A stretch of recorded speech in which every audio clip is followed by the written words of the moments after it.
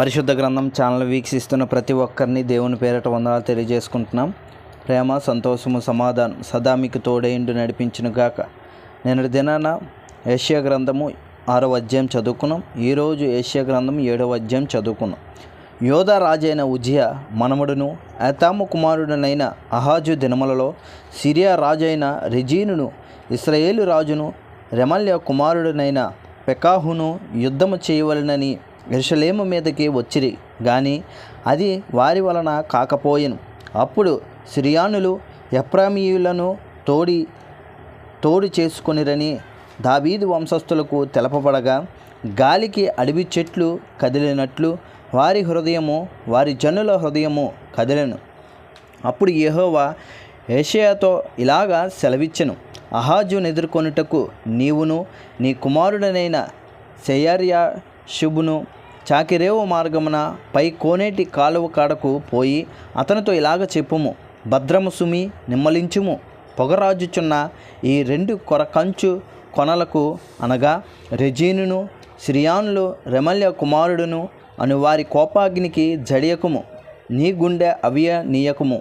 సిరియాయు ఎఫ్రాయిమును రెమల్యా కుమారుడును నీకు కీడి చేయవలనని ఆలోచించుచు మనము యోధా దేశము మీదకి పోయి దాని జనులను భయపెట్టి దాని ప్రకారములను పడగొట్టి తాబియేలును వాని కుమారుని దానికి రాజుగా నియమించదము రండని చెప్పుకొనిరి.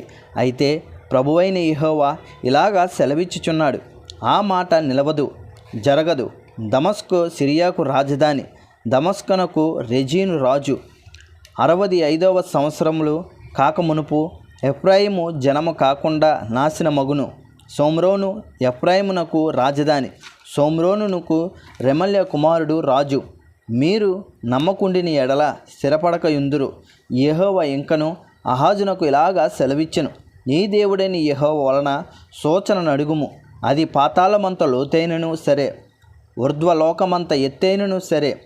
అహాజు నేను అడగను, యెహోవాను శోధింపునని చెప్పగా అతడు ఇలాగ చెప్పెను, దావీదు వంశస్థులారా వినుడి, మనుషులను విసికించుట చాలదనుకొని నా దేవుణ్ణి కూడా విసికింతురా? కాబట్టి ప్రభువు తానే ఒక సూచన మీకు చూపును, ఆలకించుడి. కన్యక గర్భవతి కుమారుని కని అతనికి ఇమ్మానుయేలను పేరు పెట్టెను. కీడును విసర్జించుటకును మేలును కోరుకొనుటకును అతనికి తెలివి వచ్చినప్పుడు అతడు పెరుగు తేనెను తినును. కీడును విసర్జించుటకును మేలు కోరుకొనుటకును ఆ బాలునికి తెలివి రాకమునుపు నిన్ను భయపెట్టు ఆ 2 రాజులు దేశము పాడు చేయబడును.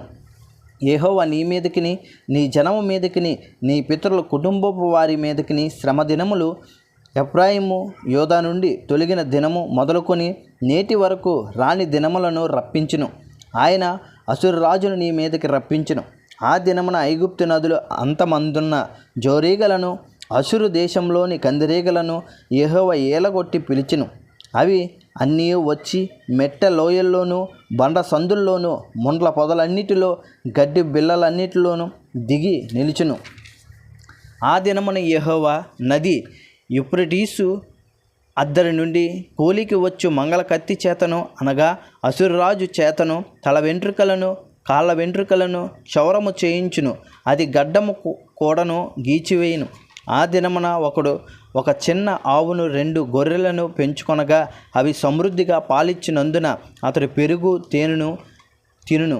ఏలయనగా ఈ దేశంలో విడవబడిన వారందరూ పెరుగు తేనెలను తిందురు. ఆ దినమున 1000 వెండి నాణెముల విలువగల 1000 ద్రాక్ష చెట్లుండు ప్రతి స్థలమున గచ్చి పొదలను బలరాకాసి చెట్లను పెరుగును.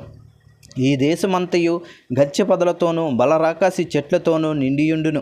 గనుక బాణములను విండ్లను చేతపట్టుకొని జనులు అక్కడికి పోవుదురు. పారచేత త్రవ్వబడుచుండిన కొండలన్నిటిలోనున్న బలరాకాసి చెట్ల భయము చేతను గచ్చె పొదల భయము చేతను జనులు అక్కడికి పోరు. అది ఎడ్లను తోలుటకును గొర్రెలు తొక్కుటకును ఉపయోగమగును. ఇంతటితో యెషయా గ్రంథం 7వ అధ్యాయం పూర్తయింది. రేపటి దినాన యెషయా గ్రంథం 8వ అధ్యాయం చదువుకుందాం.